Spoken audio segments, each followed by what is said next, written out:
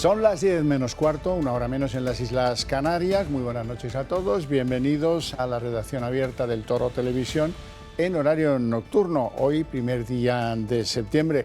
El lunes a estas horas ya tendrán ustedes su reencuentro con El Gato al Agua y con José Javier Esparza.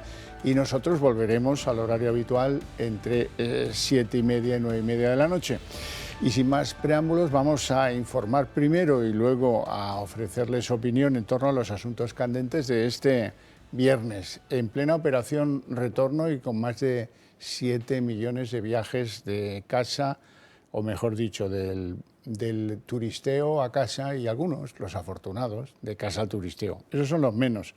Todo ello con la ayuda de doña Marina Álvarez. ¿Qué tal, Horcajón? Muy buenas noches, ¿cómo estás? Pues cuando quieras. Pues empezamos en Canarias, donde la policía ha incautado en las últimas horas nada más y nada menos que 2.700 kilos de cocaína en un nuevo golpe al narcotráfico en las costas de nuestro país.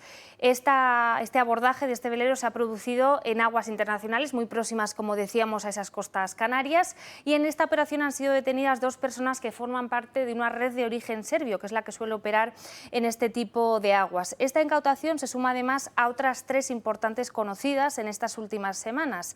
Estas últimas que se produjeron, en ellas se incautó 700 kilos de cocaína intervenidos en un velero a unas 500 millas al noroeste de la isla de Gran Canaria, y en otra de estas últimas operaciones conocida recientemente, la policía se hizo con 1.500 kilos de cocaína en pleno océano Atlántico.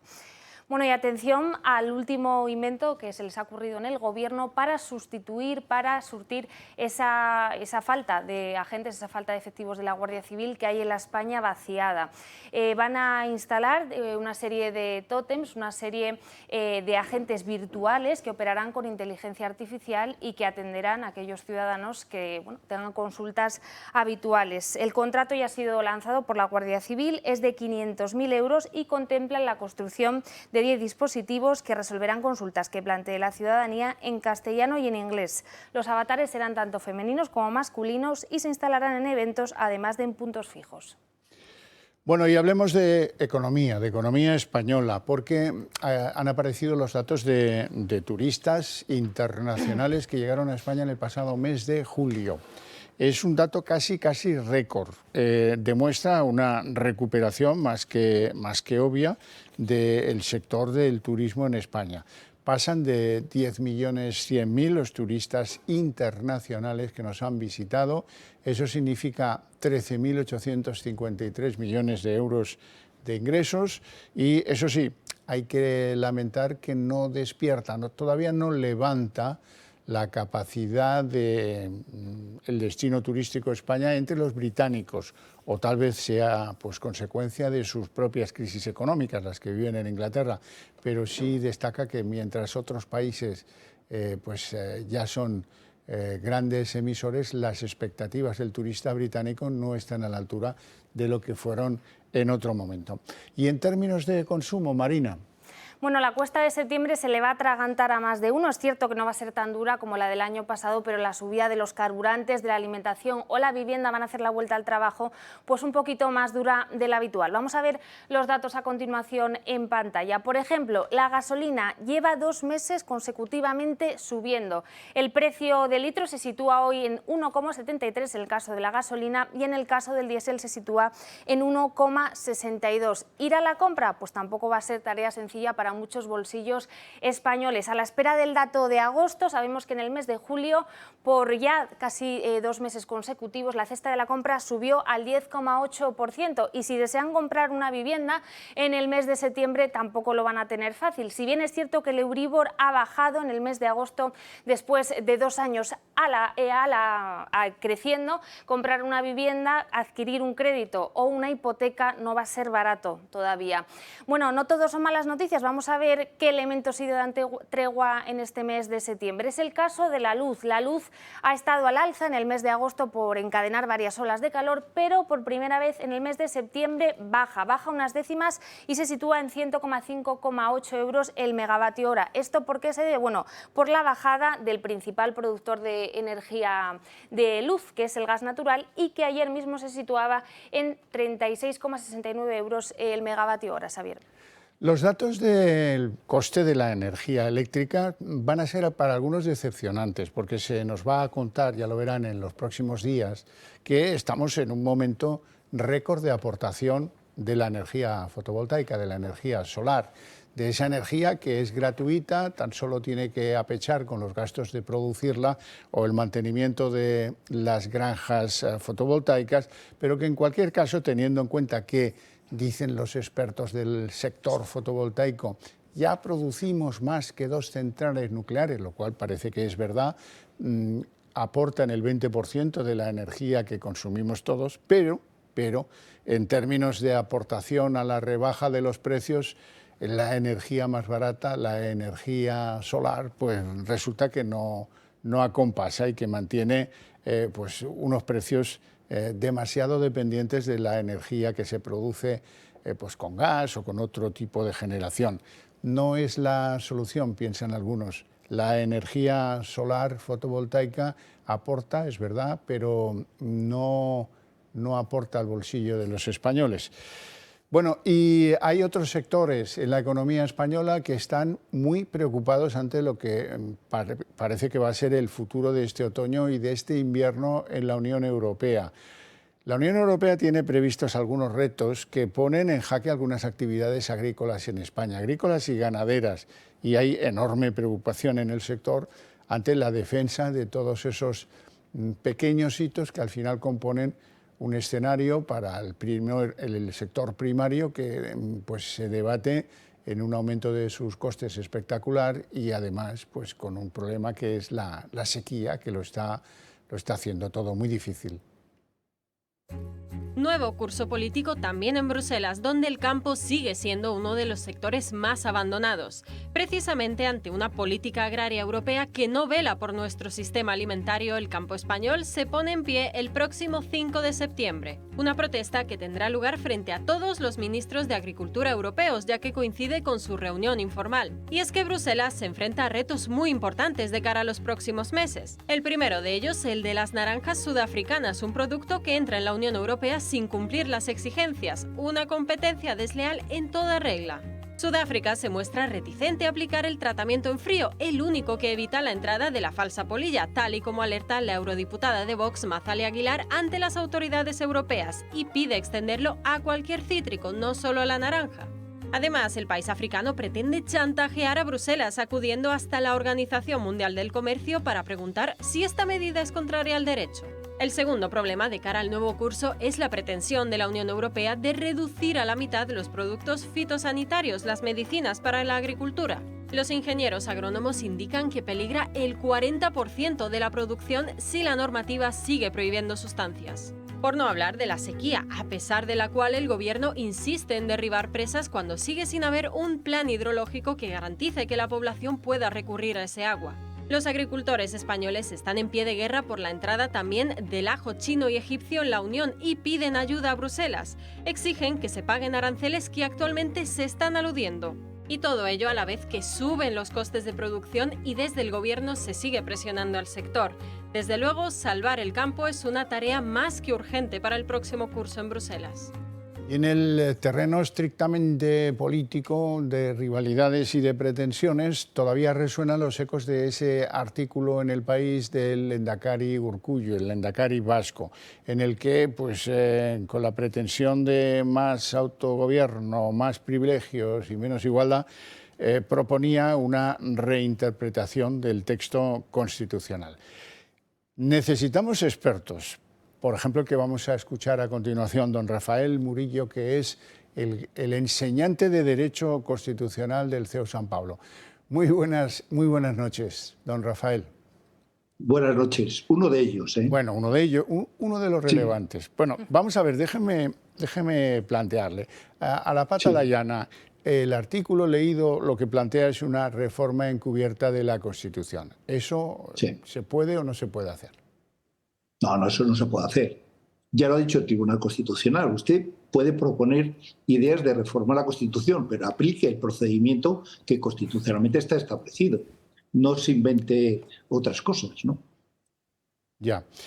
Bueno, esa reinterpretación choca con la disposición primera, fundamentalmente, ya de una manera, digamos que troncal. No se puede hacer esto sin los cauces que están escritos, definidos y contados desde los tiempos del Plan Ibarretxe, porque no deja de ser, Sí, esto de Urkullu se parece mucho a aquello que planteó en su día Ibarretxe.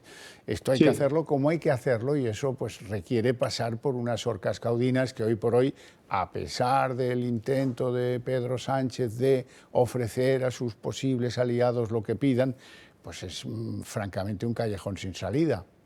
Sí, sí, efectivamente. Mire, es un sistema que es volver más a lo mismo y yo creo que como estamos en esta situación de río revuelto, pues ganancia de pescadores, entonces otro más que quiere echar la caña a ver al río a ver qué va a pasar. Entonces se inventa un sistema que está basado fundamentalmente en 3 principios, la idea de la plurinacionalidad.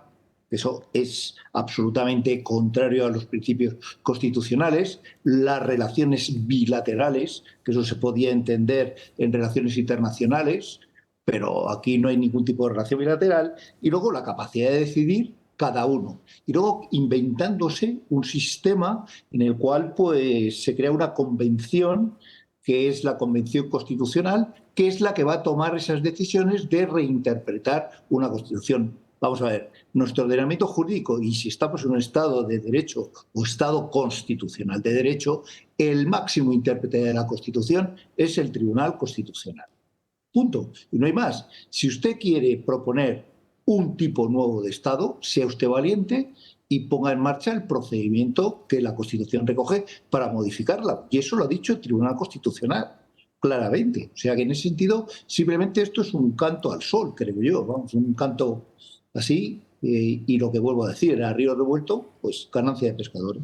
Sí, más que lo que escribe Urkullu, que no deja de ser una reinterpretación de lo que planteaba Ibarretxe, Sí. lo que nos tiene a los españoles un poco perplejos es la respuesta del Gobierno. Porque la respuesta del Gobierno, la inicial, la del ministro de la Presidencia, el ministro de la Presidencia en esto pues debiera ser una voz autorizada, Bolaños, ¿verdad? Y Sí. Félix Bolaños lo que decía ayer es que, hombre, no es nuestra propuesta, pero la vemos con buenos ojos. Es verdad que luego algún portavoz del Gobierno matizaba que esto sería esfuerzo de una legislatura después de constituirse el Gobierno y que, en fin, que eso llevaría un largo camino. Pero esta, digamos, buena interpretación interesada de Bolaños, ¿usted cree que es, pues eso, para no perjudicar las negociaciones que en su día pueda haber con el PNV? Yo creo que absolutamente claramente, ¿no? Piense que fíjese hasta qué punto estamos ahora. Se ha recurrido al Tribunal Constitucional el famoso escaño que se ganó en Madrid por el voto que venía del exterior, del extranjero, y se ha recurrido en relación a los votos que eran nulos. Tanto la Junta Electoral Provincial de Madrid, la Junta Electoral Central, el Tribunal Supremo dijo que no ha lugar a revisar estas cosas. Por lo tanto, están viendo a ver cómo pueden conseguir estas cosas. ¿Qué ocurre? Que el voto del PNV es fundamental y en este sentido no van a decir que, oiga, que esto no puede ser.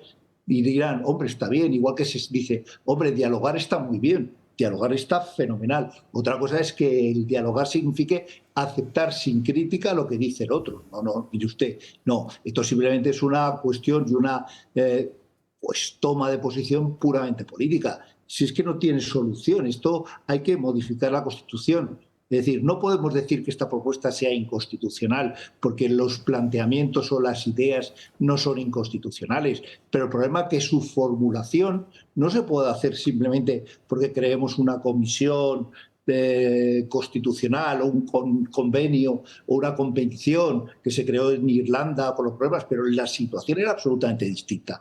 Aquí lo que queremos luego es buscar ejemplos próximos a nosotros, como próximos, para intentar confundir a la gente, y eso es lo que no puede ser. Rafael, muy buenas noches. Volviendo Buenas noches. un poco a la Constitución, yo he leído en varios medios que Urkullu se acogería a la disposición adicional primera de la Constitución que habla de revisar o actualizar esos derechos de las comunidades históricas. ¿Qué permite y qué no permite esta disposición de la Constitución? Ya, pero habla de constituciones históricas en el sentido de que fueran forales. O sea, que tuvieran un ordenamiento jurídico previo. Hice la actualización de estas cosas. Vamos a ver, el problema que ese es un modelo que hay, que el único que lo aplica es Navarra.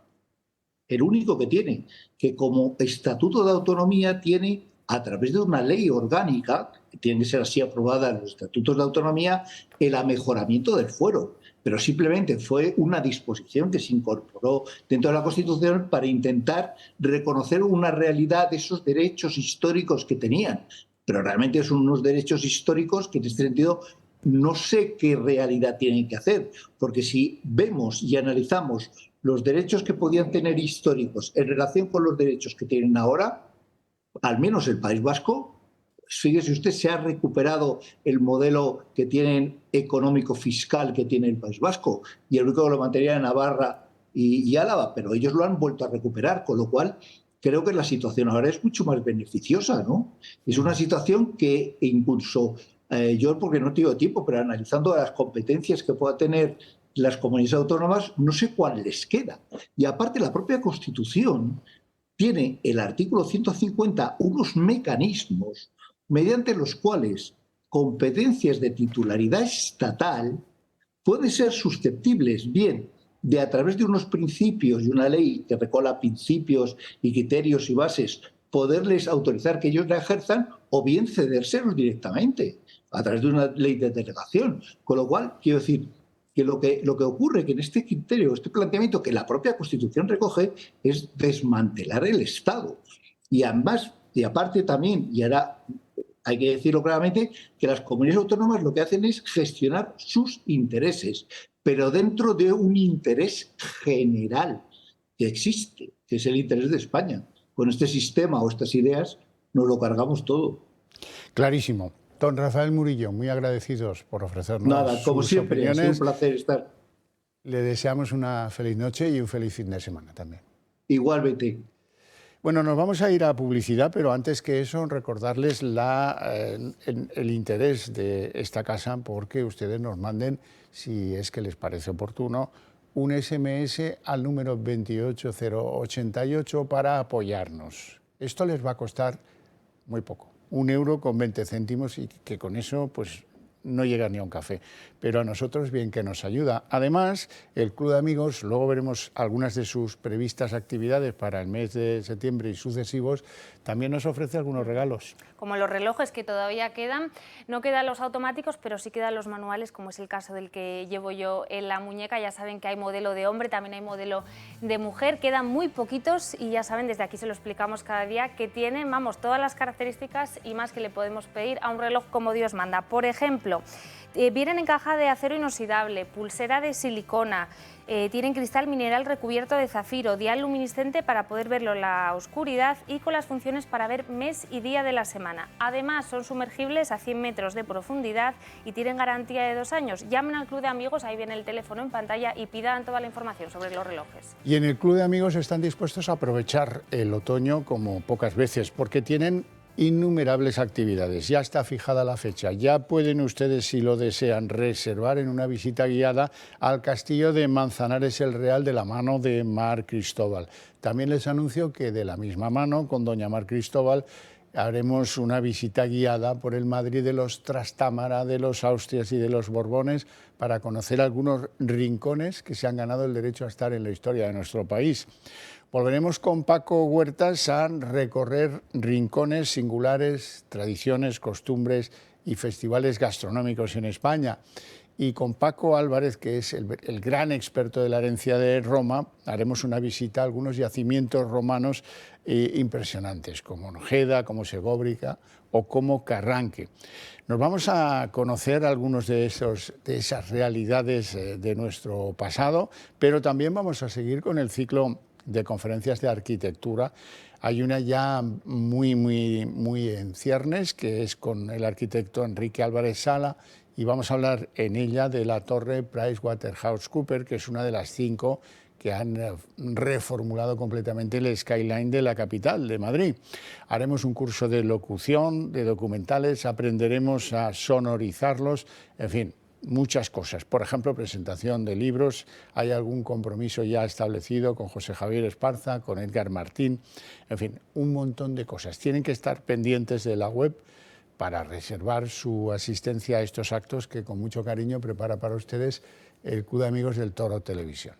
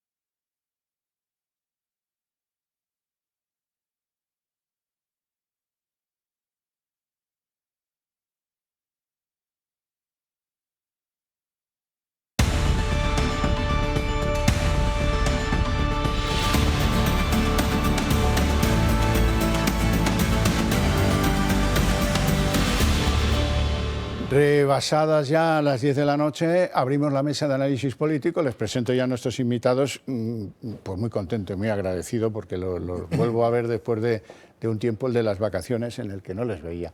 Don Mario Garcés, muy buenas noches. Muy buenas noches y un placer estar un viernes contigo. Don Mario, jurista, escritor, político, siempre en las filas del Partido Popular, fue secretario de Estado de Servicios Sociales e Igualdad en otros tiempos y también fue viceportavoz del Partido Popular en el Congreso. Sigo. Don Carlos González, diputado del Partido Popular en la Asamblea de Madrid, y puede que a algunos les interese por relevantes, buscando la pluralidad del origen profesional de cada uno. Él es consultor en tecnologías. Efectivamente, buenas noches, encantado de estar aquí con vosotros. Efectivamente, antes de la política era consultor de ERPs, analista de sistemas, y bueno, es que centrado en la tecnología. En la derecha hay mucha gente que tiene vida anterior antes de ser políticos. En la izquierda no tantos, me costaría. Sí, algunos sí. Algunos sí. La mayoría te oigo. José Luis Balbás, que siempre se anticipa a que yo lo presente. Economista, empresario, el hombre... Auditor. El hombre que podíamos llamar encabeza la lista no muy larga de los arrepentidos del socialismo, en concreto de Zapatero, de Sánchez, de algunos que han... Yo fui el líder socialdemócrata y renovador del PSOE, pero eso ya no existe. O sea, el PSOE se ha convertido en una cosa totalmente distinta. A ver si se lo cuenta usted a Feijóo. Totalmente. No, se lo puedo contestar a Pedro Sánchez, lo conozco de toda la vida, perfectamente. Él mismo lo sabe. Él era un socialdemócrata casi liberal, el único pero ha convertido el partido en un partido autoritario. El único que busca socialdemócratas, que va como un candil, como Diógenes, es Alberto Núñez Feijóo.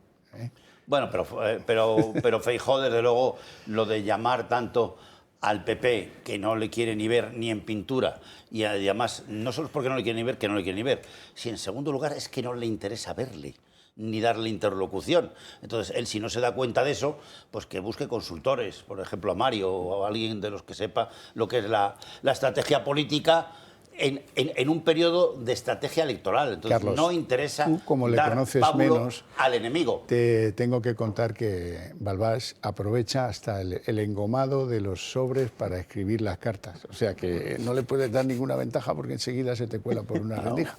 Bueno, venga, como cualquier a lo que leyenda. Vamos. La sorpresa del día. La sorpresa del día, para mí, desde mi punto de vista, y mirando lo poco que nos trae hoy la actividad política en este país, es Patxi López. Mira que tenga que decir yo esto, qué vergüenza me da, hasta me sonrojo hasta incluso. Bueno, Patxi López hoy ha dicho, señores, no hagan planes para el 17 de octubre. Vamos a verlo. Me escriben los compañeros de la redacción parlamentaria, que no son pocos, que si la semana del 17 de octubre hacen planes. De 17 de octubre. Sí, que no hagan planes. Va a haber actividad parlamentaria a partir de que la investidura de Feijóo tenga el resultado que todos sabemos que va a tener. Mario, ¿cómo interpretas esto? Bueno, yo no sé si han quitado el Tito Berni del chat, porque los planes los organizaba Tito Berni en su momento, ¿no? Bueno, en ese sitio que se llama Oasis o Asiris, ¿cómo se llama? Ramsés. Yo estaba en Egipto, sí. Bueno, vamos a ver. En primer lugar, yo creo que el Partido Socialista Obrero Español está compasando los pasos que se van a producir a lo largo de las próximas semanas de una manera bastante intuitiva. Es decir, ellos ya descuentan que Alberto Núñez Feijóo no va a ganar la investidura, desgraciadamente para los que pensamos que Sánchez sigue siendo un peligro y un problema nacional. Y evidentemente ellos ya lo que han hecho es ganar tiempo para ir negociando, ir cerrando los acuerdos. Es más, han conseguido a través de esta selección de los tiempos, de los intervalos, evitar tener la tensión del 11 de septiembre. Por cierto, el 11 de septiembre lo pasaré en Barcelona, porque tengo curiosidad por ver la diada en Barcelona directamente. Ahora que tengo más tiempo, me voy para Barcelona, ¿no? Y de esa manera, toda esa tensión que podía autoimponerse Sánchez por la vía de que los nacionalistas le cargaran con deberes, la ha conseguido evidentemente evitar. Es lógico que el Partido Socialista esté negociando. Ahora lo que deberíamos saber es qué es lo que ha negociado. Queremos saber exactamente quiénes son sus aliados, cuáles son las concesiones que se van a llevar a cabo y evidentemente desde el punto de vista del Partido Popular deberíamos evitar hacernos mucho más daño. Es decir, teniendo en cuenta cuáles son los tiempos políticos y teniendo en cuenta que el Partido Socialista aparentemente, como digo, ha cerrado un acuerdo, movámonos muy bien en los próximos días, no cometamos errores superficiales, no cometamos errores de estrategia que nos puedan perjudicar de cara al futuro y a partir de ahí recompongámonos y veamos qué es lo que tenemos que hacer en la oposición. Carlos. Efectivamente, yo creo que las palabras de Patxi López responden a un interés que es que pase rápido la investidura de Feijóo. Pero yo creo que ese momento procesal es muy importante, porque yo creo que los españoles tienen que ver de forma clara y contundente el proyecto de Feijóo, que está solamente a 4 votos de la mayoría que le permita gobernar, y el proyecto que tiene de igualdad entre los españoles. Como ha dicho claramente, su proyecto está enmarcado en la Constitución española para que todos los españoles sean iguales ante la ley y parar la deriva de ese pacto que ya todos prevemos entre los independentistas, los herederos de los etarras y Puigdemont, que es una persona perseguida por la justicia y que va a marcar con un 6% del voto el destino de nuestro país. Y eso es lo que el PSOE querría evitar, pero no, lo vamos a ver en las próximas semanas como esa alternativa de Feijóo, con esos 6 acuerdos, esos pactos de Estado que ha conseguido poner encima de la mesa para que la sociedad española vea cuál es la alternativa que tenemos para nuestro país y no hundirnos en esa deriva en la que se desprestigian las instituciones y estamos al albur de lo que los que quieren destruir España marcan las directrices del Gobierno de la Nación. Sí, José Luis Balbás, pero hay en el planteamiento que hizo el otro día Alberto Núñez Feijóo, es un poco tramposo, porque él dice 94% de los votantes son constitucionalistas y solo el 6% están a favor de cosas extrañas, independencias de uno y de otro. No. Hágame bien la cuenta, que ahí está usted poniendo a los de Sumar y ahí está usted poniendo a los del PSOE. Y sin el PSOE y sin Sumar, todo lo demás no importa. Y de verdad, Feijóo, ¿usted cree que hoy por hoy el partido de la señora esta de Sumar es constitucionalista? Yo es que no, salgo de mi asombro. Don José Luis, su turno. Bueno, si solo fueran los de Sumar, que no son constitucionalistas. Sí. Los peores son antiespañoles, muchísimos de ellos, de distintos partidos, no solo de un partido.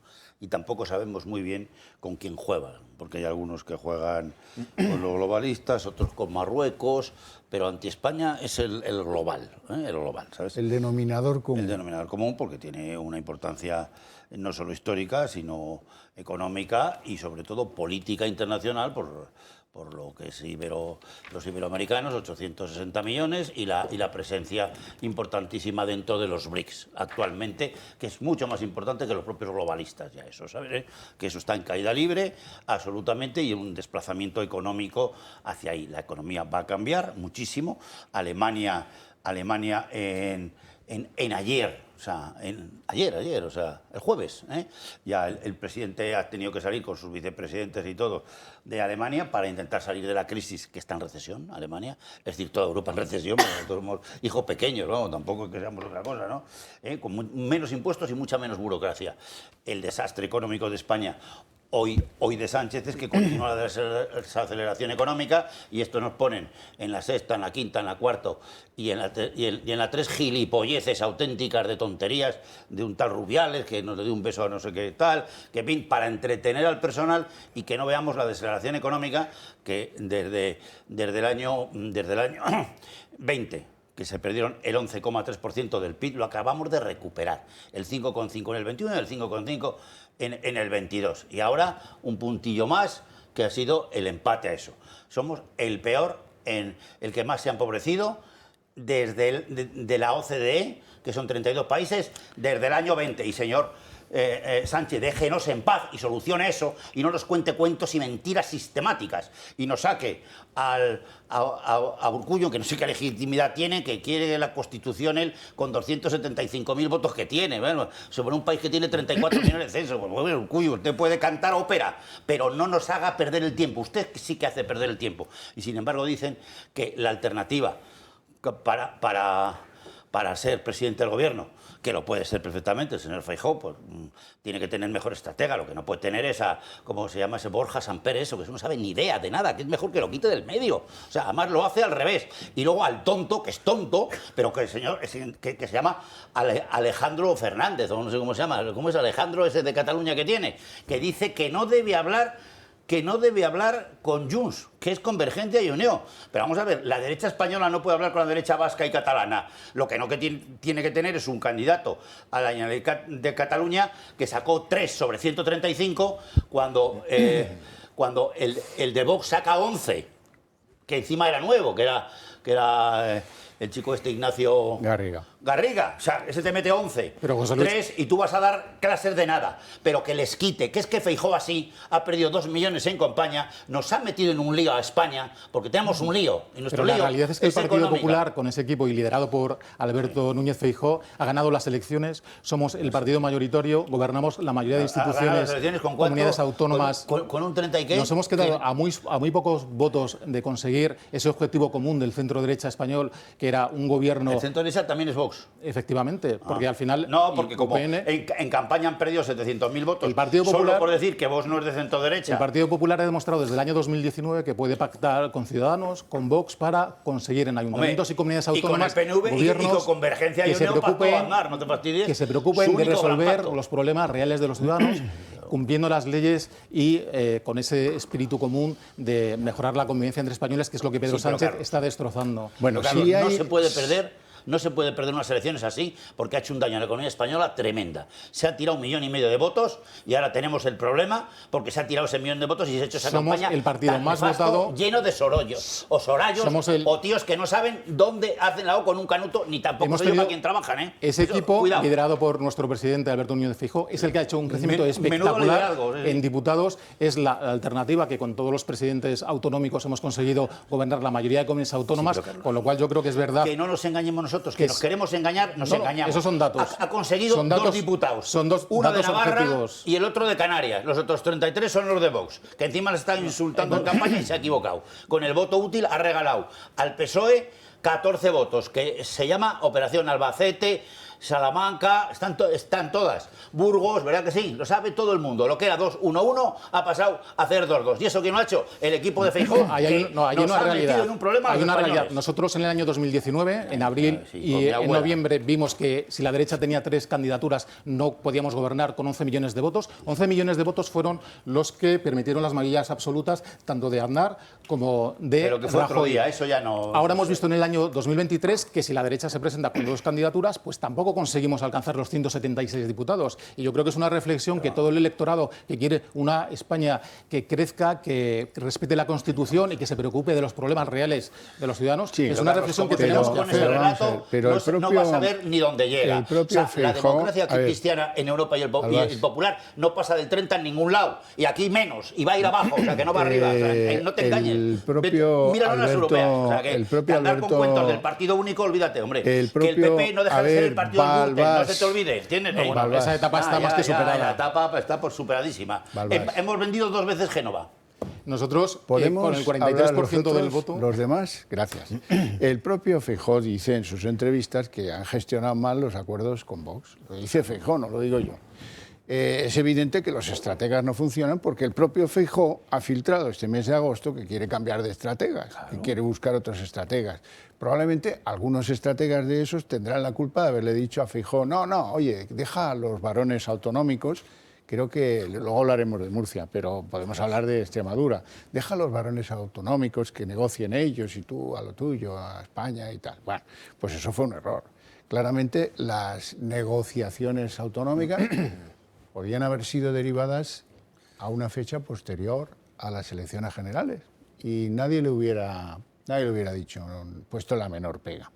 Es verdad que ahora, y ese es el elemento que quiero que valoréis, algunos advierten a Feijóo que sentarse con Junts es cruzar una especie de línea roja sin obtener nada a cambio, porque es bastante obvio también, como tú señalabas antes, que de ahí va a sacar muy poco Feijóo. Mario, ¿tú cómo lo ves?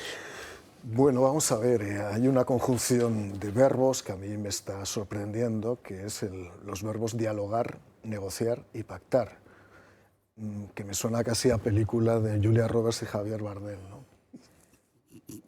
Sentarse para nada, yo no me sentaría. Sentarse para nada, yo no me sentaría. Yo a lo mejor aquí con Balbás puedo discrepar, ¿no?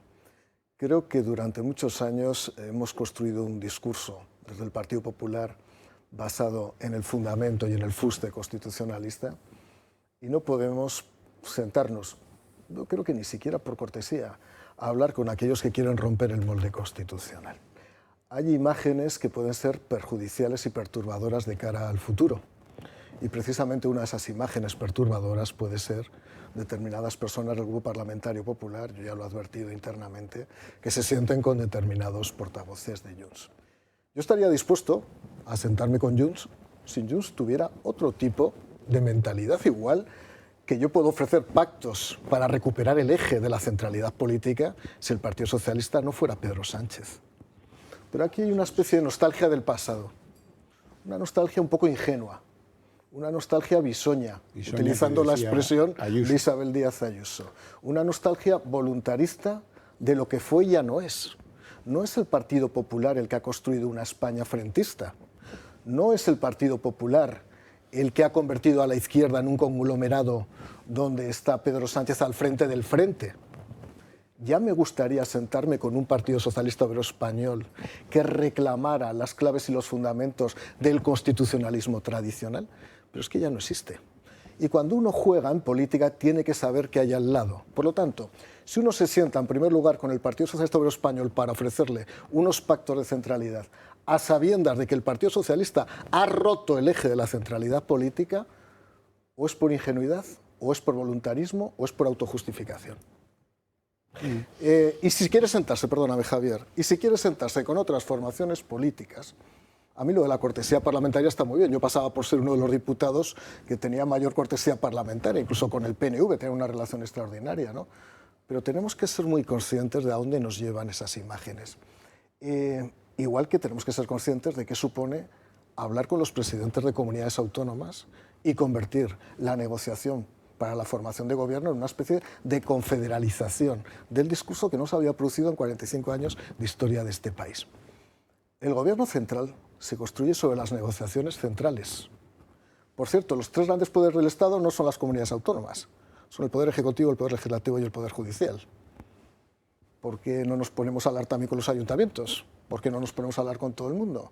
Cuidado con esa visión regionalista, o esa visión de la construcción del Estado desde la base territorial, porque creo que nos equivocaremos. Y porque, desde luego, nunca se ha hecho así a lo largo de los últimos 45 años. Yo creo que el presidente Feijóo tiene el mandato de Su Majestad el Rey para la formación de los apoyos parlamentarios que le permitan ser investido presidente y está actuando en esa línea y con ese mandato. Está hablando con los grupos parlamentarios como es su obligación y al mismo tiempo siendo muy firme y muy claro en los principios y cuál es el objetivo y el gobierno que quiere construir. Respeto de la Constitución e igualdad para todos los españoles. Todos somos conscientes de que estamos en un momento crítico de la historia de nuestro país, que tenemos enfrente la unión de los que quieren destruir España y, efectivamente, el Partido Socialista actual, dirigido por Pedro Sánchez, está pactando con ellos. Ha pactado 5 años y ahora quiere pactar haciendo cesiones más graves todavía. Es el momento crítico en el que vivimos. Entonces ahora no es cuestión de mirar posibles errores o mejoras que se habían hecho hace 10 días o hace 3 meses. Lo importante es ser conscientes de esta situación y mirar al futuro, hacer un llamamiento a toda la sociedad, a todos los españoles que quieren el progreso de la sociedad de nuestro país, que quieren libertad para todos, que quieren que se respete la Constitución y que nos centremos en los problemas reales de los ciudadanos. Y eso es lo que tenemos que hacer. Por eso no tenemos que detenernos en detalles que no tienen importancia y yo creo que sí es muy importante que cuando Sánchez rechaza inmediatamente, casi sin leer los pactos que le ofrece Feijóo, el ciudadano medio tiene la imagen perfectamente clara de lo que significa Sánchez, ¿no? Entonces yo creo que esto es muy importante y yo creo que es muy importante prestar mucha atención al debate de investidura de Feijóo porque va a marcar muy claramente la propuesta que tiene el Partido Popular para los 11 millones que votaron por un gobierno que no fuese de la izquierda radical de este país con los independentistas. Balbás. Bueno, yo creo que la derecha española es una cosa y la sociedad es otra. La derecha española pepera, pues anteriormente tenía el 21%, estamos hablando como si fuera el centro del mundo. Puede ser eje o no ser ni eje. Hoy valen mucho más las siglas del PP y PSOE que un líder. Por ejemplo, Ayuso, ¿entiendes? O sea, eso es lo que vale. O por ejemplo, Abascal, que es un líder sólido. Ese sí tiene los votos. Vale. Mira con el ataque que le han dado y se ha seguido con 3 millones de votos. Y no tiene nada que ver el señor Abascal con la ideología del PP. Nada de nada. Él pertenece a una cosa que se llama el conservadurismo patriótico europeo, que va a pasar al Partido Socialista, lo voy a repetir en alto, en las elecciones europeas, que está gobernando en Italia con el 44% de fuerza electoral que tiene ya, además de mayoría absoluta en Senado, Congreso y todo, que tiene Giorgia Meloni, que le ha pegado una contestación al francés que le ha dejado mirando para el otro lado. La contestación es 1,40 minutos. Es para estudiarla técnicamente. Le llama de todo. Y le dice que uno de los grandes culpables de la crisis con África y de las inmigraciones es Francia. Así se lo ha dicho, porque sus 16 países ustedes se han metido en él, pero se lo dice a la cara. Es así. Con un desparpajo tremendo, ¿saben? Y atacando a Francia en gran parte del tema europeo. Y es más fundador o tan fundador Francia como Italia, como Alemania, que son los tres grandes fundadores, más el Benelux, esa cosita, que son esos 3 pequeños que hay, ¿vale? Entonces, eso, dicho por Francia, es una cosa terrible, porque Italia atacó a Italia, ¿no? Es que primero atacó a Italia y dice que los italianos son no sé qué. Bueno, la contestación es 1,40. Esa es tan importante para Europa y para que dentro de 9 meses se votan las europeas, que son en mayo, y el 4 de abril son las de la cosa esa pequeña del País Vasco que tiene Urkullu donde le van a echar, o sea, ya nos va a dar lecciones a nosotros. Bueno, pues eso es determinante en el organigrama político europeo. Que eso de derecha a izquierda, es más, los intereses económicos, sociales de la gente, su economía, cómo va la economía de su país, que lo que fue. Es decir, que el PSOE no es el PSOE, los socialdemócratas no estamos en el PSOE, somos casi 5 millones, según la sociología española, el 20% es. Y que sí que son determinantes, y somos determinantes, estamos en todos los partidos. También en independentistas hay socialdemócratas, o sea que eso no tiene nada que ver, pero es una ideología muy sólida. La ideología popular democristiana en Europa está en el 20, o sea que es que tiene 120 escaños sobre 705 en el Parlamento Europeo, a ver si que es que va a ser el centro del mundo. Es uno más en la gestión. Ahora, que tenemos que reconstruir la alternativa a Sánchez, que es un gran problema, es un estorbo para la economía española. Hoy, fíjate que yo conozco a Pedro desde hace 30 años o más, vale. Y he estado muchos años con él y lo conozco, pero hoy ya no está para llevar la alternativa española, porque tenemos un poder económico enorme. O sea, los costes hipotecarios han subido el 40% a la gente. Eso es lo que importa. Y no que nos saque uno que se llama matado a otro allí en Tailandia y venga a bailar allí todo el día para descojonarse de la gente y quitarla de lo que le interesa, que cómo le bajan el 40% del coste de las hipotecas, porque va a producir un crack hipotecario y sobre todo un crack social, otra vez. Y eso es lo que hay que arreglar y no dejar a la gente con alternativas políticas distintas de las que sean operativas. Y yo creo que la investidura todavía no está perdida, pero desde luego el señor Feijóo no puede hacer otra vez la pamema que ha hecho de ir a hablar con el PSOE para que le desprecie de esa manera. Porque hablar con el PSOE sí, pero que vaya el superinteligente este que tiene el PSOE, que se llama Patxi López, pues con Cuca y hablen, pero que no dé prestancia a que le desprecien, porque él es la alternativa ya no solo de la derecha, del centro derecha, de la derecha patriótica, del centro, hasta de parte del centro izquierda, que queremos que el estorbo de Sánchez se vaya, porque no puede decir más mentiras por minuto, y sobre todo que los datos económicos que dice son falsos. En la Unión Europea estamos bailando con 40.000 millones más de déficit este año de lo previsto, ¿entiendes? Pero que es que eso no se puede pagar, que al final hay que reducir, pone en riesgo la reducción de las pensiones de los españoles. Por eso Sánchez es un estorbo.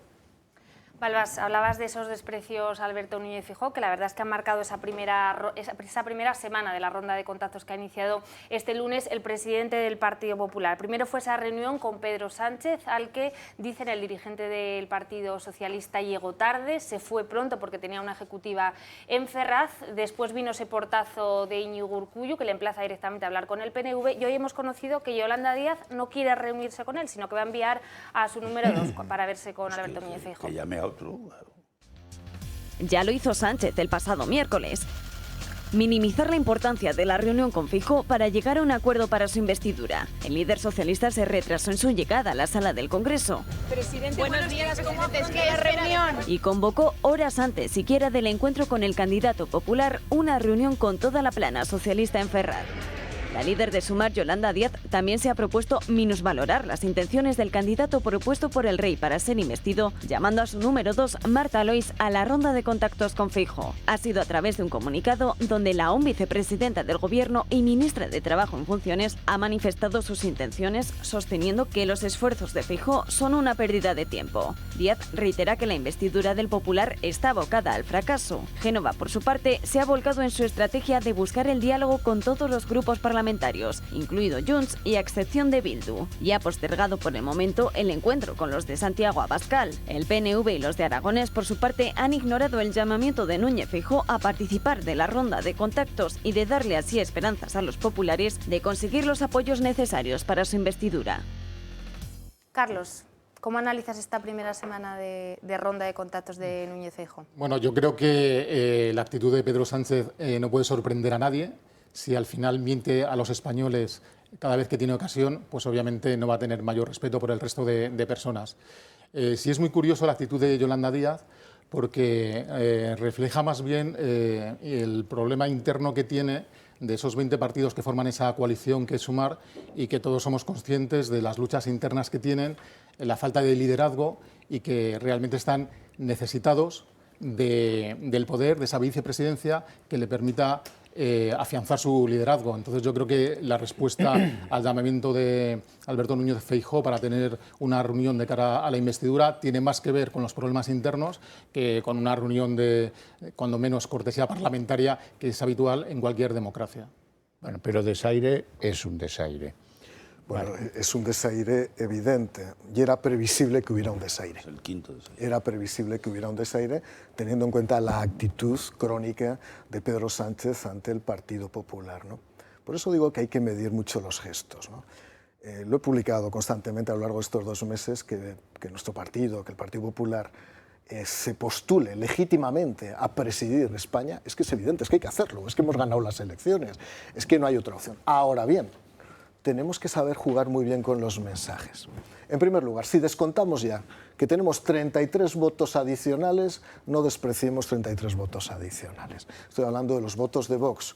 Por eso yo apelo y estoy constantemente pidiendo y exhortando que evitemos dentro del Partido Popular demonizar determinada opción política, que en este caso es Vox, cuando ya descontamos que esos votos son nuestros de cara a la investidura. Por tanto, tengamos cuidado, y más cuando se han cerrado acuerdos en algunas comunidades autónomas.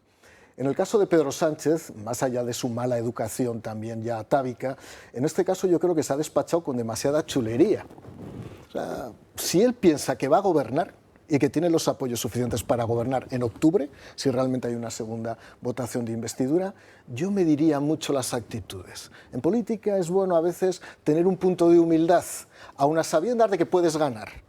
Y yo creo que en este caso Pedro Sánchez ha sido fiel a su comportamiento, a sus usos y costumbres, pues más bien matoniles, tabernarias, que es propio en él, y creo que debería haberlo medido, igual que Pilar Alegría, que evidentemente se dio un festín dialéctico después, podía haber medido más sus declaraciones. Y respecto al resto, evidentemente, le van a hacer desplantes constantemente. Quiero recordar que esto no es una conferencia de presidentes regionales. Es decir, no se puede presentar la política nacional en un escenario confederalizado de conferencia de presidentes. A mí me parece bien, haga lo que quiera nuestro presidente, que llame Urkullu, pero Urkullu, lógicamente, lo que le ha hecho es darle la posibilidad para expresar una opción política basada en el confederalismo. Cuidado, por eso hay que medir también mucho los adjetivos. La conversación podrá ser franca, pero no es provechosa.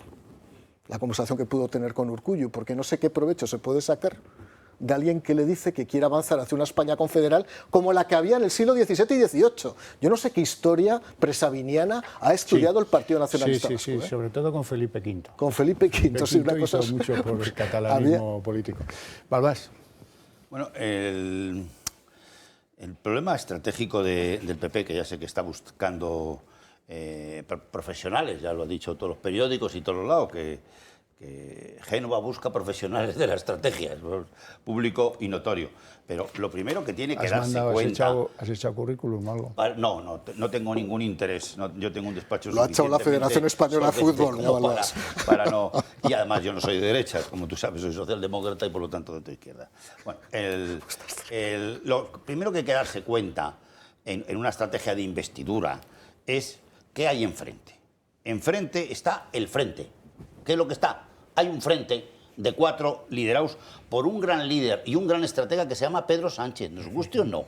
Es un gran líder en España, pero que tiene 4 componentes. El PSOE, que antes fue un partido socialdemócrata de la Segunda Internacional y ahora se ha convertido en un partido radical social lindando con el comunismo. Y además muy dudoso cuáles son sus planteamientos políticos en Cataluña y en el País Vasco. Dudosos. Pero que tiene 3 alas más, que son Bildu-Otegi. Eso es PSOE ya, olvídate. Todo lo demás es cuento. Hay solo una unidad de mando, que es Sánchez. Bildu es un elemento suyo. Ya no te digo eso que se llama Sumar, que no sé si puede durar un mes o menos ese nombre. Vete a saber lo que dura. Como no sea vicepresidenta, dura 17 minutos. Su grupo se divide al menos en 7 grupos. El más grande de todos los Podemos. No os liéis. Hoy tiene 5, pero tendrá 7 o 10 o 12 en cuanto esta pierda el liderazgo, que esta es una conocida 3 veces traidora en Galicia. O sea, empezó por el Bloque, Vieiras, luego empezó con las mareas, mareando, luego Iglesias. Esos son los tres tal, pero eso, claro, uno se crea enemigos y te pasa como aquí en Rubiales, cuando toca el día, durar 2 minutos, 15 minutos, 15 segundos, vamos. Entonces, y el tercer componente es Oriol Junqueras, hombre, eso es lo mismo que el PSOE ya, Esquerra ya debe todo a... Es la primera vez desde la República que tiene un presidente, gracias al PSOE, que se llama... Aragonés, Pere Aragonés, vale. Es la primera vez en democracia, desde el 36, que Luis Companys tuvo que ir a Francia y luego le cogieron por la cantidad de crímenes que tenía y le fusilaron como unos a otros. Es una guerra civil, pasó con todo el mundo, ¿no? Pero eso es un frente único, liderado por un gran líder que es Sánchez. No es la Yolanda, ni es Oriol Junqueras, ni es Otegi. Pero esos pueden tener los gobiernos tanto en Cataluña. Oriol lo tiene, ¿entiendes? Ahí lo tiene. El señor Otegi, con muchísima probabilidad, el 4 de junio del año 24, que fíjate los pocos cosas que quedan, 10 meses, pues lo será él y no será Urkullu, y mucho más si Urkullu sigue haciendo el circo este de legitimarse como alternativa no sé qué, con 275.000 votos que tiene, y la tercera fuerza de Euskadi, que es que la primera es el PSOE, la segunda es Bildu, pero Bildu le saca 50.000 votos, tío, sobre 275.000. Entonces, claro, eso sí que lo está viendo las propias derechas vascas y catalanas, porque a los catalanes les pasa lo mismo. Y hoy hay mucho movimiento en ese tema. Entonces, puede ser o no puede ser la repetición electoral, que es la mayor probabilidad que existe. Hoy por hoy estoy de acuerdo contigo. Nos vamos a ir a publicidad y a la vuelta tienen que conocer que la cosa no va bien para uno de los miembros del Ejecutivo de Pedro Sánchez. Luego verán.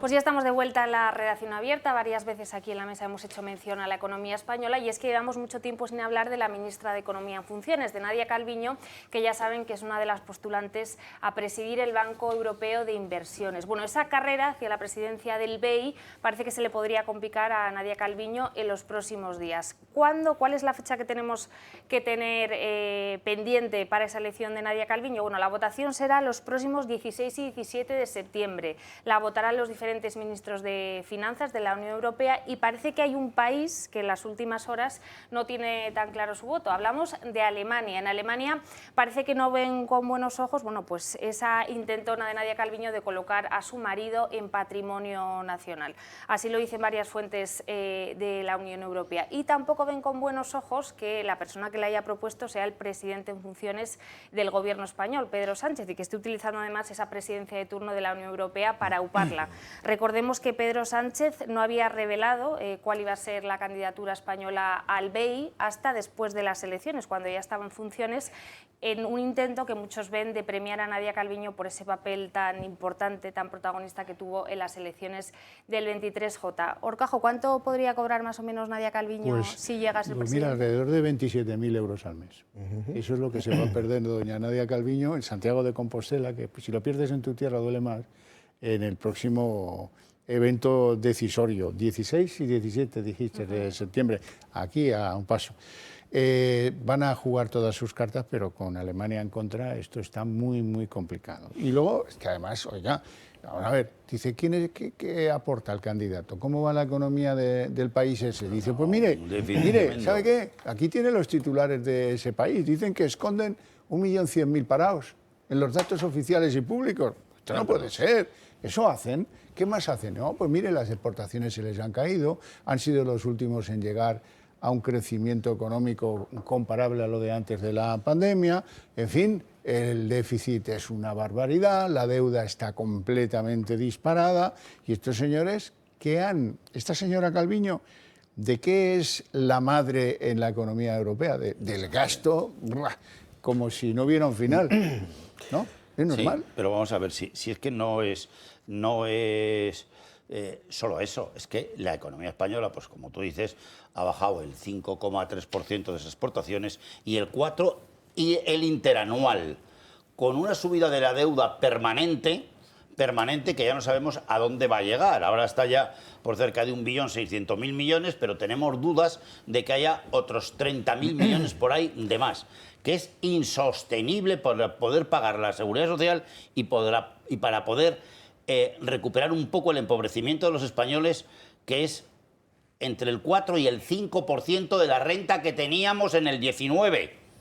Esa es clave categórica. El último de Europa, cuando Hungría ha subido el 10% de riqueza, ¿vale? Alemania el 3%, Irlanda el 9%, Polonia el 7% han subido. Nosotros en el -4%, el último de la OCDE, y todo el día con relatos falsos en todas las televisiones mareando al personal, que está poniendo en duda subidas de pensiones y hasta cobros. Eso es lo que está poniendo. No se debería decir, pero un economista que sabe de macro, como sé yo, ese es un riesgo gordísimo. El riesgo del empleo, somos el último en empleo, aun con el 11,7, que es el que se supone que tenemos, pero es que me da igual, el último. La media en Europa es el 5,9 de eso, ¿sabes? Muy por debajo. Y si encima escondemos 1.300.000 euros, que me daría hasta pena. No, euros que no. El INE... Euros no. No. Empleados, que no cobran euros, que cobran bisutería encima. Eso es lo que hay. Bueno, el país de Calvino intentando acabar con Calviño, ¿no? Aquí hay tres aspectos que hay que considerar, ¿no? En primer lugar, es una pieza incómoda para sumar. Y Sánchez, igual que hizo con Carmen Calvo, esa pieza bisagra que puede chirriar con Sumar, la saca de la ecuación. Es importante, porque para muchos socialistas, de alguna manera, Nadia Calviño representaba cierta integridad cabal aparente. Yo la conozco bien, sé sus conocimientos, sé que ha sido una verdadera pifia desde el punto de vista de la gestión, desde el punto de vista de la planificación económica, pero para muchos socialistas representaba algo así como la racionalidad, la ortodoxia económica. Pues bien, algo tiene que haber para que Pedro Sánchez quiera renunciar a esa pieza, y fundamentalmente son las fricciones con el otro lado. En segundo lugar, y lo estabais planteando muy bien, la situación económica en España, sumado a la inestabilidad a la que nos hemos instalado, fruto evidentemente de la parálisis a la que nos aboca la no formación de gobierno, que no haya presupuestos generales del Estado, que haya una situación donde los inversores van a retraer evidentemente sus inversiones teniendo en cuenta la situación que hay en España. Evidentemente vamos a acabar la inflación este año en torno al 5%, muy por encima del 2% que era el horizonte inicial que había fijado el Banco Central Europeo. Desde luego somos el país con mayor gasto público, incremento de gasto público, con mayor esfuerzo fiscal. Esa es la realidad de toda la Unión Europea. Evidentemente no la hacen acreedora de una prebenda, una regalía de estas características. Y en tercer lugar, habitualmente los organismos de este tipo hacen pruebas de integridad, de transparencia, muy severos, no como aquí en España. Voy a contar un ejemplo. Por lo tanto, si ya son conscientes de que puede haber habido un trato de favor a favor del marido, como se demostró, a través de determinados negocios y determinadas actividades vinculadas también al sector público, evidentemente lo que no quieren es que eso sea un factor que pueda luego desnaturalizar el desarrollo, el desenvolvimiento de su actividad pública. Yo recuerdo, yo como responsable entonces de Economía en el Grupo Parlamentario Popular y portavoz adjunto del Grupo Parlamentario Popular, hice el hearing el hearing es esa prueba, ese test que pasan los vocales y el presidente, en este caso la presidenta de la CNMC. Cuando me tocó hacer preguntas al candidato que había propuesto la izquierda independentista catalana, le dije, ¿pero usted qué sabe de competencia? Y me dijo, yo no sé nada, yo vengo a aprender. Y digo, ¿y usted cree entonces que tiene formación? Dice, sí, no tengo ninguna formación, pero soy una persona con una gran capacidad y ganas de aprender. Pues eso, precisamente, sí, nunca pasaría en una institución como el Banco Europeo de Inversiones. ¿Cómo se llamaba el prenda? No puedes dejar así a la no me acuerdo cómo se llamaba. Era un catalán que era profesor de una categoría. No era relevante, evidentemente, era... Carlos. Yo creo que Calviño ha sido la Solves que tuvo Zapatero, pero de Pedro Sánchez. La coartada económica que pretende vender una imagen de la economía española que no es real. Como muy bien habéis dicho, tenemos la deuda disparada, la inflación disparada, tenemos un déficit también descontrolado. Falta de crecimiento, de todo. La falta de crecimiento porque efectivamente hemos sido el último país en recuperar el PIB previo a la pandemia. Y también se ve en este caso cómo es el gobierno experto en la propaganda. Han vendido continuamente la imagen de que tiene una relación estupenda con la Unión Europea, que tienen una imagen exterior extraordinaria, y aquí se ve que es falso, porque nos han vendido la candidatura de una persona cualificada que casi estaba conseguido. Y todo eso era mentira, es decir, que al final sí son expertos solo y exclusivamente en la publicidad y la propaganda. ¿Y sabes lo que se nos ha olvidado? La gestión del dinero público europeo que vino a ayudar a España. Que este es el único país, no sé si ustedes lo saben o no, ayer se lo contábamos aquí, que no quiere publicar, enviar a Europa y publicar la lista de los 100 primeros receptores de ayuda. Y eso lo hacen pues en los sitios donde se mangonea con ellas, no en otros lugares. Bueno, ¿y en qué otra cosa está el PSOE? El PSOE está poniendo toda la carne en el asador para que se produzca un nuevo recuento de los 30.000 votos por correo de la Comunidad de Madrid.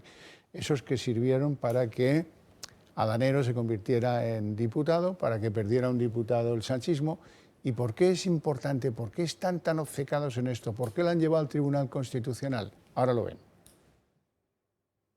Aunque hace más de un mes desde la celebración de las elecciones generales, todavía quedan cabos sueltos por resolver, o al menos es lo que dicen desde el PSOE. Y es que los socialistas perdieron un escaño por Madrid por el recuento del voto nulo. El resultado en Madrid, el último diputado en Madrid, se ha distribuido por muy pocos votos, por una diferencia muy menor de votos, y por tanto yo creo que lo más garantista, lo más razonable es que se validen esos votos, se vuelvan a contar, se comprueben. Sin embargo, Félix Bolaños no consiguió su objetivo porque la Junta Electoral Central ha desestimado el recurso que presentaron, pero lejos de quedarse quietos, los socialistas acudieron al Constitucional. El tribunal que dirige Cándido Conde Pumpido todavía no ha resuelto este recurso.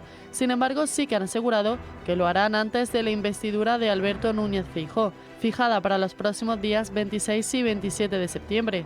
Pero ¿por qué el PSOE está tan nervioso intentando recuperar ese escaño perdido? En la situación actual, con los 122 diputados conseguidos tras el 23J, los de Pedro Sánchez dependen del sí de Junts de cara a una posible investidura.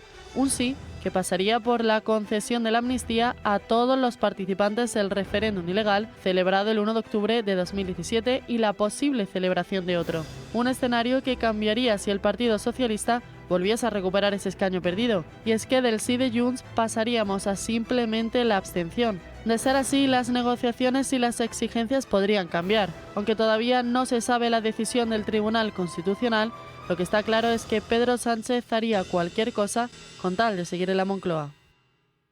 Bueno, y ese artículo publicado ayer en El País del Lehendakari de Íñigo Urkullu pidiendo esa convención constitucional para dotar de más autogobierno a las comunidades históricas, esto es a Galicia, al País Vasco y a Cataluña, ha provocado muchas reacciones en otros presidentes autonómicos. ¿Por qué?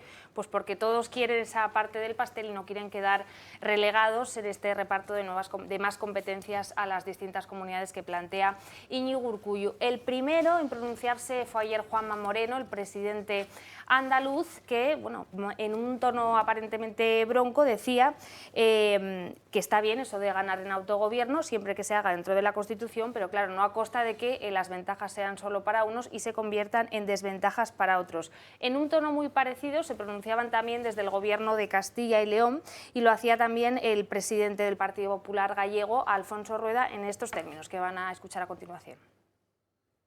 A mí que se establezca un cambio que mejore la situación de unas comunidades autónomas y no del resto, como principio no me parece lo más adecuado, porque lo más adecuado es que cualquier modificación se realice teniendo en cuenta la opinión de todas las comunidades autónomas, que no hay comunidades autónomas ni ciudadanos que viven en esas comunidades autónomas que sean de primera o de segunda. Que sempre fala de estar enmarcado na Constitución, de respeto á Constitución, a Constitución como límite, casi como referencia. En ese sentido, eu creo que é unha proposta ben encaminhada. A partir de aí, me terán escoitado moitas veces, e moita máis últimamente, que o obxectivo, e logo eu teño clarísimo de ser da Xunta de Galicia, e logo o meu obxectivo como presidente é precisamente evitar desigualdades entre territorios, e que a ventaxa de uns non se poida convertir na desventaxa de outros. Bueno, pues el presidente gallego efectivamente alertaba sobre esas desventajas que supondría para algunas comunidades, pero decía que estaba bien encaminada esta propuesta. Carlos Mazón, el presidente de la Comunidad Valenciana, sí que se pronunciaba tajantemente en contra de esta propuesta, y el que no lo hacía, como era de esperar, es uno de los varones con más ansias federalistas dentro del Partido Socialista, es Chimo Puig. Él decía que está bien esa ambición de la que habla el presidente Íñigo Urkullu, pero que esa ambición debe ser compartida para el resto de las comunidades. Más competencias, más avanzar hacia ese federalismo, pero que implique a todas las comunidades autónomas. Eso es lo que decía Chimo Puig. Bueno, Chimo Puig, varón, será varoncillo, o sea, eso ya creo que va a perder hasta la Diputación de Valencia, ya lo ha perdido, no sé, ya, o sea, nada hay tres menos, ten en cuenta que ahí la mayoría está en 50 y tienen 53 ya, la próxima vez ni le ven ni va a ser candidato ya nunca más a la Generalitat, o sea que nadie menos cuarto. Lo importante es lo de Urkullu. Urkullu ha hecho ya un modelo de propuesta en El País el jueves pasado, plurinacional, pues para marear la perdiz. Sí, que es legítimo, lo que usted quiere decir es legítimo, pero lo pone, nos cuenta su relato, pero no nos diga que usted va a hacer una propuesta de reinterpretar la Constitución con un Estado plurinacional sin consultar a los 47 millones de españoles, y nos va a decir usted que representa a 270.000, 75.000 votos que tiene el PNV. Oiga, mire usted, para modificar la Constitución española tiene que tener mayoría en el Congreso de 2/3 con la propuesta, disolver las Cortes, modificar el artículo correspondiente a la unidad de España y a las autonomías y a tal, y lo votamos los 34 millones de votantes que somos de esos 47. Y lo decidimos nosotros, que tenemos tanta experiencia y tanta legitimidad como usted. Pero usted será uno de los 275.000 que representa el PNV en el País Vasco. Y no es nada más. Y no nos surte el debate a nosotros y que no salga. A estas horas, Balbás? Y que no salga la legitimidad y que no salga la legitimidad de que tiene, que lo dice don Nadie, que es el ministro en funciones de la función, que están todo el día interpretando a los demás, ¿sabes? Que es el Félix Bolaños todo orquestado. Esto es un relato orquestado para hacer perder el tiempo en la investidura y hablar de la economía española, de cómo está llevada, de que el señor Sánchez no tiene en el Senado ni el 25% y la derecha, uniendo a Vox en ese tanto, pues tiene el 64% del Senado y representa más del 80% de la gestión autonómica del país y él no representa ni el 10%. Bueno. ¿Sabes? Entonces, ¿qué quiere hacer esto? Un entretenimiento y no sigamos la bola de Urkullu, hombre, por favor, de cualquier catedrático universidad antes que él, porque él tiene intereses, porque el 4 de junio del 24 lo van a barrer de Euskadi para poner a Otegi, ¿sabes? Y él nos viene a todos los españoles a que vengamos a salvarle. Vete a otro sitio a contar tu relato, pero no nos lo cuentes aquí, que no nos interesa el relato. Mira, el porque frente, es una farsante. Es el un frente farsante. del mal, ese que tú Claro, antes hombre, ya vale. mostrabas, se ha llevado un regalo inesperado. Que el presidente del Partido Popular en Galicia diga que esto no está tan mal, eso es un regalo inesperado. Mario Garcés. Bueno, vamos a dejar las cosas claras. España es una nación única e indivisible. Por cierto, el adjetivo indivisible lo introduce un diputado muy joven de aquella legislatura constituyente que se llamaba José Manuel García Margallo, que fue su única aportación a la Constitución, como él siempre dice, ¿no? Pero quizá fue la más importante de todas. En segundo lugar, España no es una nación de naciones. Lo digo por todo el mundo, porque últimamente veo a gente muy desnortada en todos los partidos políticos. El concepto nacionalidad que se introduce en la Constitución española es un guiño a la Constitución alemana con el objetivo de dar cobertura en un momento determinado a determinadas identidades que eran más enérgicas en aquel momento. Por cierto, yo soy aragonés, me llamo Garcés y vengo de Jaca, es decir, la estirpe propia de lo que son los reyes de Aragón. Y Aragón no reclamó en aquel momento esa identidad histórica para ser comunidad autónoma de primer nivel. Andalucía sí, por cierto, lo digo también por los tuits que ahora mismo se están escribiendo, ¿no? En tercer lugar, España es un país descentralizado asimétrico, porque se reconoce así constitucionalmente. A partir de ahí, ¿se puede ser un Estado confederal? No. No, pero vamos a explicar muy sencillamente. Un Estado confederal es aquel que emana directamente de la unión o la alianza de varias naciones independientes para constituirse en una nación única. Y no es el caso. Aquí está es que el caso es el contrario. Nuestro caso es centrípeto. No es precisamente por asimilación y es precisamente por aluvión. Por lo tanto, el confederalismo no puede existir en España. Urkullu se equivoca. En segundo lugar, puede existir el federalismo, esa especie de canción con ritmo de Village People que canta IZ de vez en cuando al ritmo que él mismo se pone. Pues no sé lo que es el federalismo para el Partido Socialista Obrero Español. Es un concepto que todavía no ha definido ni Meritxell Batet, ni IZ, ni ningún socialista del PSC. Desde luego ella no me lo va a definir. Ni Maragall lo decía. Nadie lo ha definido. Se habla de federalismo como un nominalismo, como una categoría nominal que piensan que suena bien y que la puede comprar alguien. Pero de momento nadie sabe lo que es. Nadie la ha concretado. Porque no se puede concretar, entre otras cosas. Sí, ¿sabes quiénes lo tienen claro? Los independentistas que odian el término. Exactamente, porque no les interesan, son los únicos que efectivamente... Como esto fuera federal, se les acababa el chollo, pero rápido. Y de acuerdo con el papel de Urkullu, que evidentemente tiene que ser rechazado por cualquier presidente territorial del Partido Popular, tiene que ser rechazado íntegramente, el modelo que persigue es un modelo, como dice el papel de Urkullu, si lo han leído, de asimetría y de bilateralidad. Si precisamente caracteriza algo el modelo español es el multilateralismo, que es la base de la descentralización política y administrativa. Por lo tanto, no puede haber ni un solo representante del Partido Popular que abrace ni mínimamente esta idea, porque es romper con el principio de igualdad, que por cierto, la igualdad es entre personas, no entre territorios.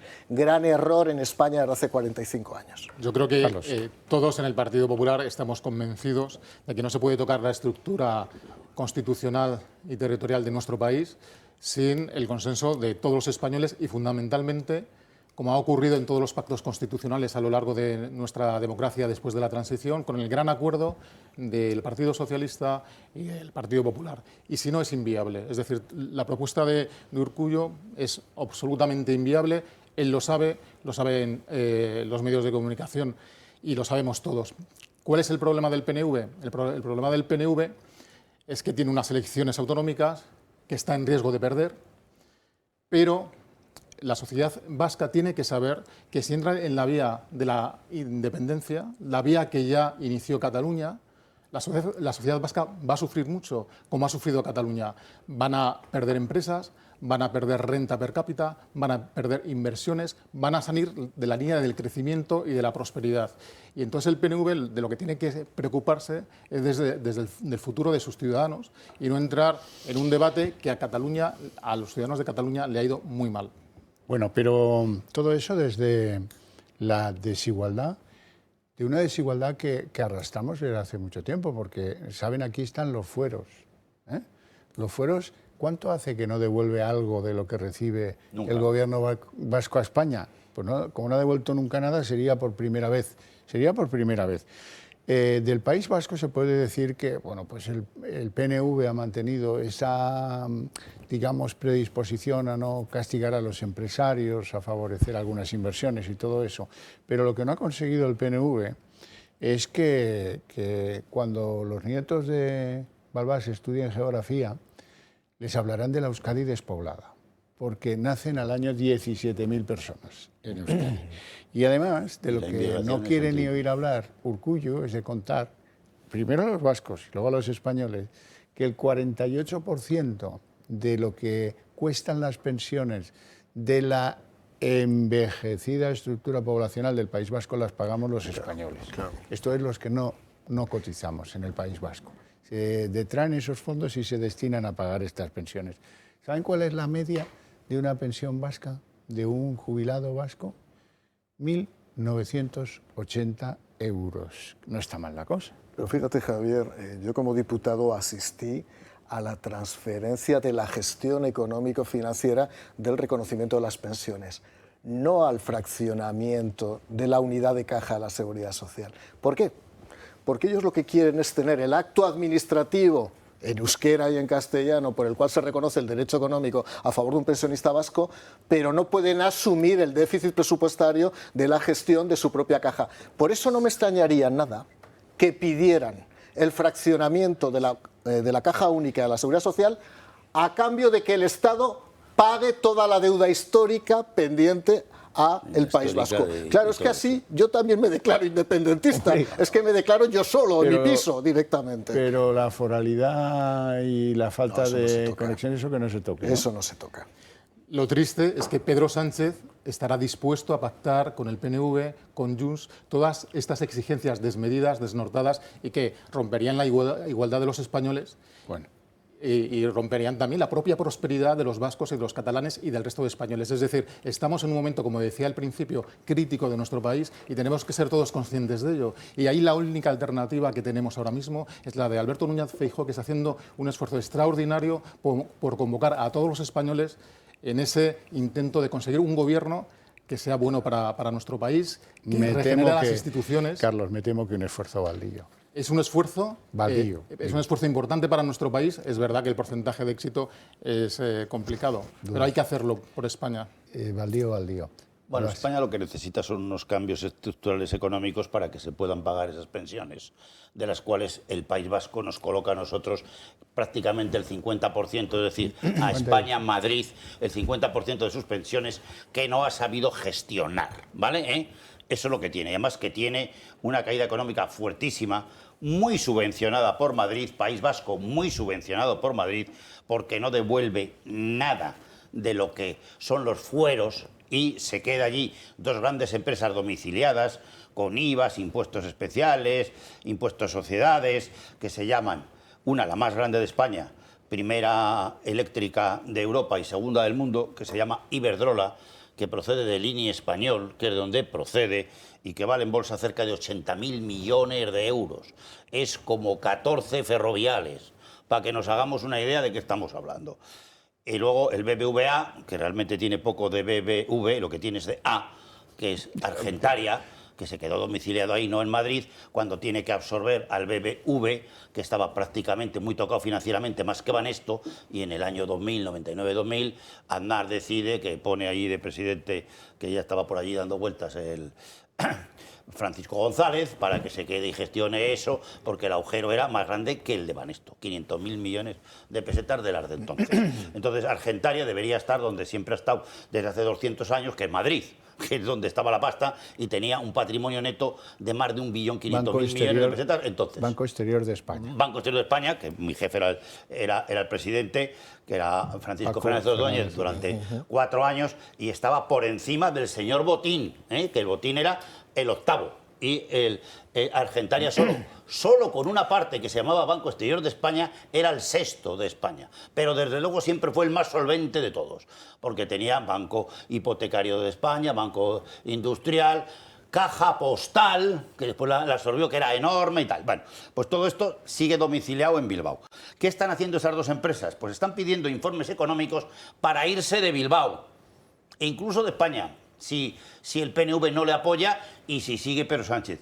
Porque las cosas son como son. Es decir, que hoy el BBV, los mayores accionistas, son fondos extranjeros.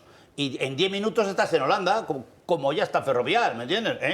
Y los accionistas mayoritarios de la gran eléctrica, Iberdrola, son extranjeros, o sea, son grandes fondos, ¿sabes? O sea, son Vanguard, eso hasta 186.000 más fondos que hay, ¿sabes? O sea que, fíjate, y esos toman determinaciones. Entonces, eso sí que es categórico para el País Vasco, porque ya desaparece el pago a esa estructura. O sea, ¿dónde tenía que haber estado domiciliado siempre Iberduero? Hablamos en serio, ¿vale? Iberdrola es Iberduelo, que tiene 15 pantanos solo en Castilla y León, uno del más grande de Europa, que está con Zamora y con Portugal. Eso es el que genera luego la caja y el dinero, y eso genera más de 2.000 millones o 1.500 millones de euros al año. Y está allí, y está en Bilbao. Pues eso es lo que da que sea el segundo en renta per cápita nominal de España. Hoy, el primero es Madrid, pero el segundo es el País Vasco, por esa subvención. Entonces, sí que los españoles estamos tratados desigualmente, no hay entre las personas no hay igualdad, porque se ponen unos domicilios que son ficticios. ¿Qué parte del mercado tiene el BBVA en el País Vasco sobre el total nacional? ¿El 4%? ¿El 5%? No más, ¿sabes? ¿Por qué está allí? Ahí estamos regalando el dinero, y el gran problema del Cuyo es ese, los informes que están pidiendo para irse.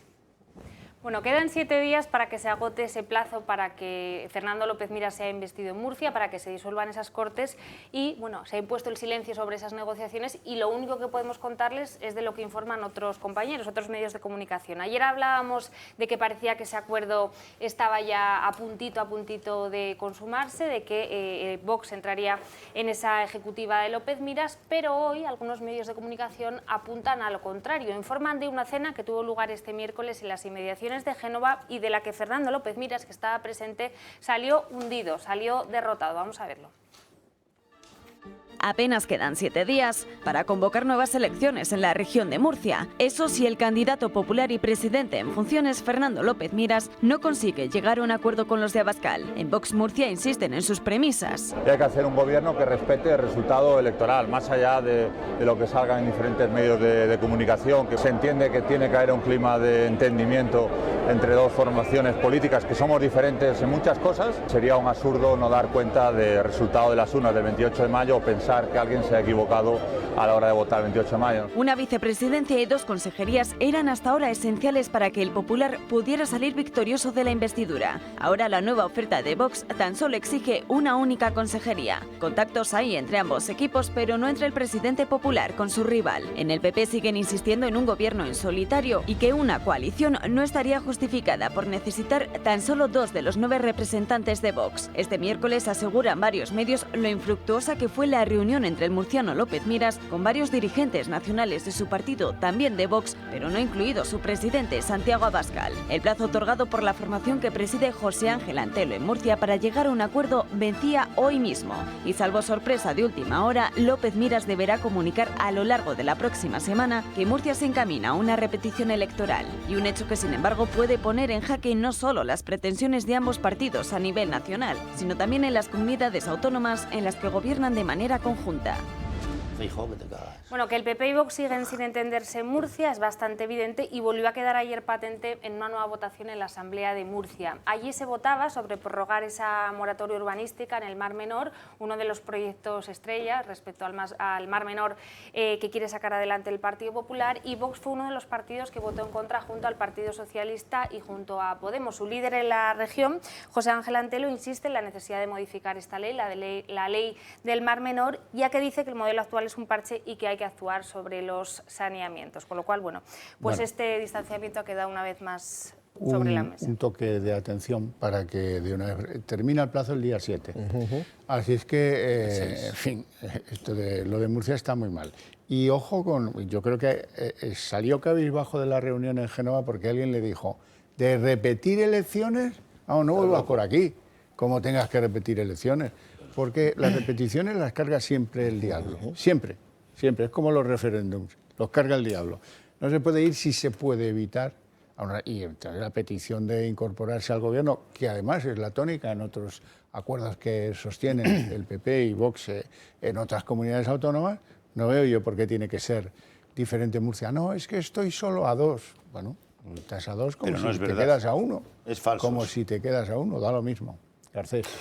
Es una regla de oro que las elecciones las carga el diablo. Yo me acuerdo con Pablo Casado, lo hablábamos muchas veces, cuando había posibilidad o no de adelantar algunas elecciones regionales, y siempre decíamos lo mismo, no adelantemos.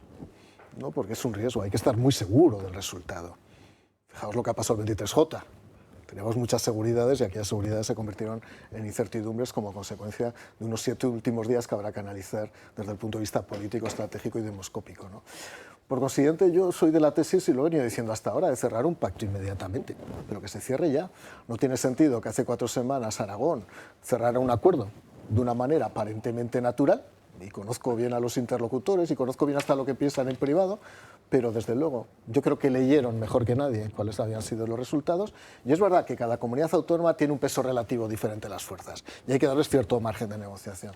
Pero yo no apostaría por una posición de fuerza, porque efectivamente las elecciones las carga el diablo. Sí. Balbás. No, además este señor miente, o a lo mejor no sabe sumar, porque el presidente de Murcia, pues, desde el punto de vista político y económico, es catastrófico. No, mira, lo que tienen PP y Vox juntos son 30 escaños entre los dos. 9. Vox, que es el 30% de esa mayoría, porque la mayoría no se vende por cachos. Tú has visto, le podemos decir al de Junts, oye, solo necesitamos 4 votos tuyos, los otros 7 no te les compramos, solo te compramos 4, ¿qué te parece? Pues no, son 2 partidos políticos, que uno tiene el 18% de Murcia. Del total, y el otro tiene el 40 pelado que ha sacado en generales, o sea, que es que entre los dos tienen el 60. Es decir, la misma proporción, 70-30, eso es como están. Pues el gobierno debería estar 70-30, y no digas, es que me faltan 2, pero 2 no te vende nadie, no está, el paquete en venta no está de 2, solamente te puede dar 2, uno que se llama Yolanda Díaz, te lo va a dar Sumar, claro, o sea, no hay otro paquete. Claro, el otro paquete es 13, que es el del PSOE. ¿Te lo va a dar? No te lo va a dar. Entonces, pues no hay más paquete. El paquete este es de 9 y tú tienes 21 nada más. No tienes que llegar a 23, ¿sabes? Además, tienes que modificar la mesa, que se lo ha regalado al PSOE lo que es de Vox, ¿vale? Entonces, Vox llegó a ganar las generales la vez anterior, con el 40% y 4 diputados sobre 3 que encabezaba nada menos que Teodoro, número 2 del PP en ese momento, ¿entiendes? O sea, que vete a saber lo que pasa ahí, ¿no? Murcia tiene 1,5 millones de habitantes, 1.600.000, bueno, pues políticamente es muy inferior su importancia a la de Aragón por razones históricas, o sea, no tiene nada que ver, también la renta per cápita es mucho mayor, bueno, Aragón es otra cosa, pero el presidente es un gran presidente, el de Aragón, es un Azcón, pues es un tío de primera, este no sabe ni la O por un canuto. Entonces, ¿qué da la gente de que esta mosca ya hay? Porque como en Murcia ha habido mucha corrupción en el PP, de hecho los 2 anteriores presidentes han sido procesados, está la famosísima implantación desaladora de Murcia, que está el 40% del dinero volando, que dónde está, que no está, siguen los juzgados, y sigue y saldrá. Entonces, no sabe la gente si hay transparencia, que es el primer punto del Partido Popular, del señor Feijóo para la investidura, la regeneración. Eso es el primer punto, ¿eh? Pues oye, que den transparencia y regeneración a Murcia, al gobierno de Murcia, que es lo que tiene pinta, de que el presidente no quiere que haya transparencia. Efectivamente, José Luis, Vox ha perdido muchos de los votos que había logrado en su momento. En cualquier caso, yo creo había que ganado, en este caso, y los ha perdido con las últimas elecciones. Sí, pero tiene el 20. Entonces, yo creo que lo que estamos asistiendo, como es lógico, es un proceso de negociación, un proceso que es complejo, un proceso que estoy seguro que terminará en beneficio de los murcianos, que es lo importante. Efectivamente, queda poco para la convocatoria, en su caso, de las elecciones. Y lo que sí es muy importante, y quiero reiterar, es que el Partido Popular tiene muchas décadas de experiencia en formar gobiernos con partidos similares del mismo espectro ideológico en beneficio de los ciudadanos. Lo hemos hecho en el resto de comunidades, lo hicimos en el 19 en un montón de ayuntamientos y comunidades autónomas, y en este caso se hará también. O sea que simplemente yo creo que tenemos que esperar para que se tomen las decisiones siempre en beneficio de un gobierno que permita mejorar la vida de los murcianos en este caso. Sí, sí, espero que sea así, porque el desastre de repetir las elecciones le va a causar daño al voto del centro-derecha en Murcia, en su conjunto. No, yo creo que más al PP en este caso que a Vox, pero bueno. Y a la investidura, cuidado. Tampoco le va a venir bien este fracaso global de no entenderse.